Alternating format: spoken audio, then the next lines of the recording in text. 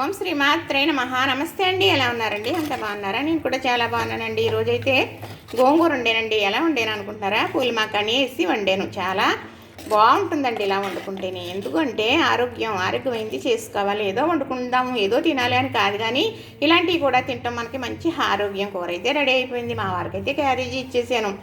ఇప్పుడైతే ఈ కూర బాక్స్లోకి తీసేసి కనుక ఈ తాకలో అన్నం వేసి ఉడుతానండి. ఎలా చేస్తానో చూపిస్తాను మీకు. ఇప్పుడు చక్కగా వండేసాను కదండి, తాలింపు కూడా వేసానండి. ఇందులో వెయ్యాలి, గోంగూరకు తాలింపు కూడా వేసానండి, వెయ్యాలి.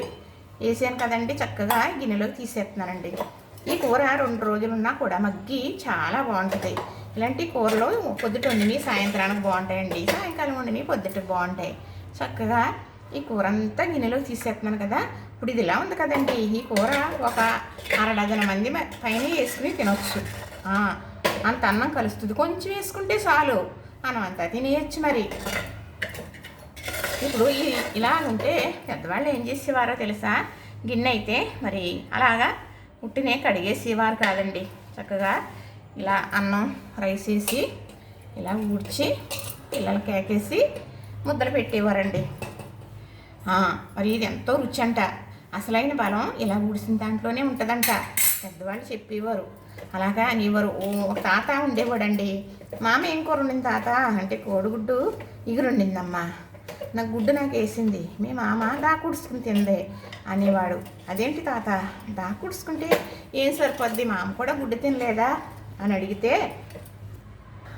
అడిగితే అనేవాడండి, అసలైన బలం అందులోనే ఉంటుందమ్మా, గుడ్లో ఏముంటుంది, అది ఆకుడుచుకు తింటుంది కదా మా అమ్మకి చాలు అనేవాడండి. కానీ ఆడవాళ్ళు అలా తినేసి బ్రతికేస్తారే తప్ప మరి వారి కోసం ఏదో తినేయాలని అస్సలు అనుకోరండి.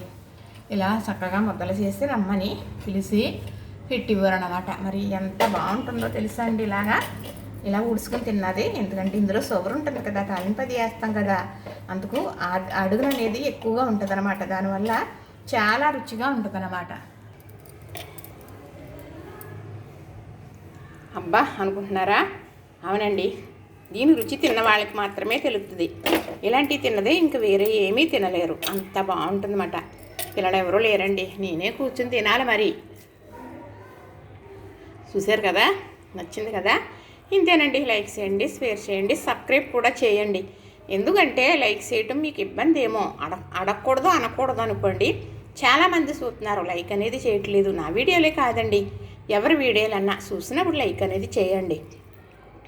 చూసారు కదా, నచ్చింది కదా. ఇంతేనండి. గోరు ముద్దలు పెట్టడానికి పిల్లలు లేరండి.